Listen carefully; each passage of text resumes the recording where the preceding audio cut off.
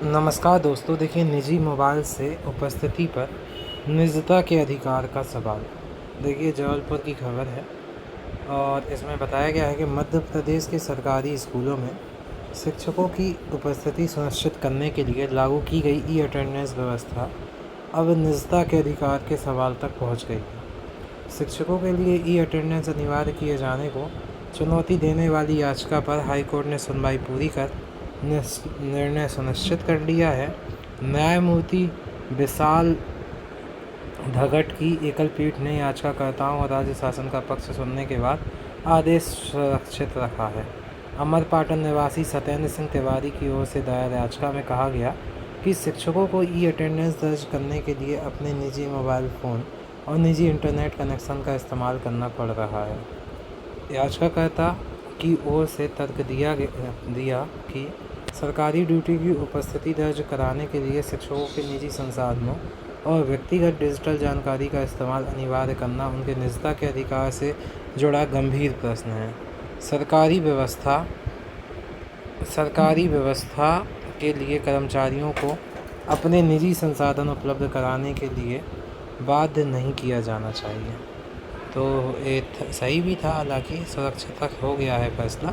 E attendance के अनिवार्य के मामले में हाई कोर्ट का निर्णय सुरक्षित हो गया है। उपस्थिति दर्ज नहीं होने पर वेतन भुगतान की प्रक्रिया शुरू, और तकनीकी कारण से हाजिरी नहीं लगी तो वेतन नहीं रोक सकते, ये भी कहा गया है।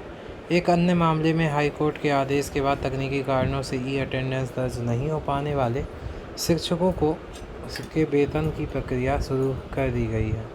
स्पष्ट है कि तकनीकी खामी के कारण डिजिटल हाजिरी दर्ज नहीं हो पाने के क्या खामियाजा शिक्षकों को वेतन रोककर भुगतना पड़ेगा। अब मुख्य याचिका में हाईकोर्ट का फैसला यह तय कर सकता है कि अटेंडेंस की अनिवार्यता में प्रशासनिक सुविधा और शिक्षकों के निजता के अधिकार के बीच संतुलन किस तरह कायम किया जाए।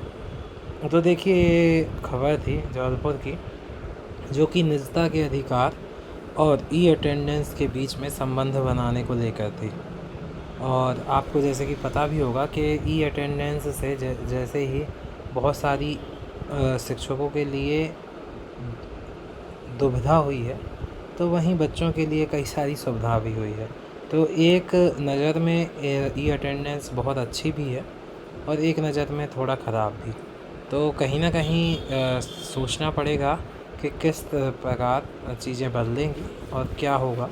परंतु ये देश बढ़ना चाहिए, मध्य प्रदेश के बच्चों को अच्छी शिक्षा मिले, किसी भी प्रकार से सरकार अपना उसमें योगदान दे रही है और अपने जितने भी कर्मचारी हैं, शिक्षक हैं, वो भी अपना योगदान लगातार दे ही रहे थे। देखते हैं क्या होता है। बहुत बहुत धन्यवाद। जय हिंद।